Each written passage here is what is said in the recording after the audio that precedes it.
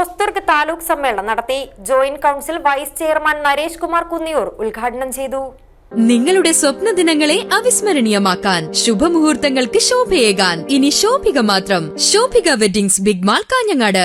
Village ഓഫീസുകളുടെ പ്രവർത്തനം കാര്യക്ഷമമാക്കുന്നതിനും പൊതുജനങ്ങൾക്ക് സേവനങ്ങൾ സുഗമമായി ലഭ്യമാക്കുന്നതിനും വില്ലേജ് ഓഫീസുകളിൽ ഫ്രണ്ട് ഓഫീസ് അനുവദിക്കണമെന്നും ഈ ആവശ്യത്തിലേക്കായി 50% വിഎഫ്എമാരെ അപ്ഗ്രേഡ് ചെയ്യണമെന്നും KRDSA ഹോസ്ദുർഗ് താലൂക്ക് സമ്മേളനം സർക്കാരിനോട് ആവശ്യപ്പെട്ടു. സമ്മേളനം joint council vice chairman Naresh Kumar Kunniyoor ഉദ്ഘാടനം ചെയ്തു. KRDSA താലൂക്ക് സമ്മേളനം എന്ന് പറയുമ്പോൾ സത്യം പറഞ്ഞാൽ നമുക്ക് വലിയ അഭിമാനത്തോടെ ഒരു വിഷയം. പണ്ട് KRDSA ജില്ലാ സമ്മേളനം തന്നെ നടത്തുവാൻ നമ്മൾ കാസർഗോഡ് KRDSA മാത്രമല്ല ജോയിന്റ് കൌൺസിലിന്റെ തന്നെ ജില്ലാ സമ്മേളനം നടത്തുവാൻ പെടുന്ന ഒരു ബുദ്ധിമുട്ട് നമ്മൾ